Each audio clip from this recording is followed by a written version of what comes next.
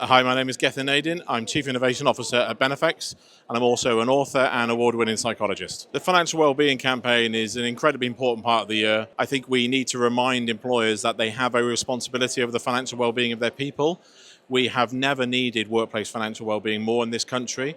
The data comes out time and time again to tell us that the shadow of the cost of living crisis and the fuel crisis looms really long. It's still affecting people who have barely recovered from the effect of the pandemic on their finances.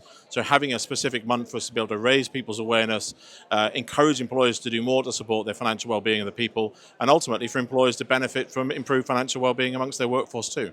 So I volunteered my time to speak here today for the financial wellbeing campaign. Also support everything they do, try and get involved in lots of the training and raise the profile of what they're trying to do. I'm really passionate about workplace financial wellbeing.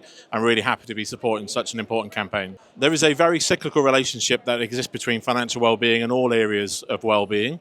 If you look at people with mental health issues are more likely to fall into a stressful financial situation. People who are stressed by their finances are more likely to develop a wellbeing or mental health issue. So very cyclical relationship, very interdependent relationship. If you are an employer that's interested in improving the wellbeing of your staff, you have to pay a lot of attention to financial well-being. And if you look at how money worries generally affect people's lives, we can start to link it to physical well-being attributes like loss of sleep, being worried about work, like presenteeism about work. We can also link people worrying about money to divorces, to poor relationships, to failed relationships.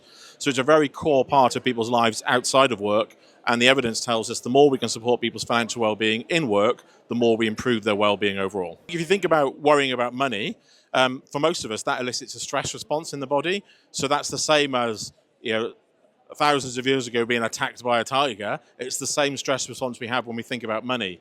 There's some really interesting research in psychology about something called weapon focus.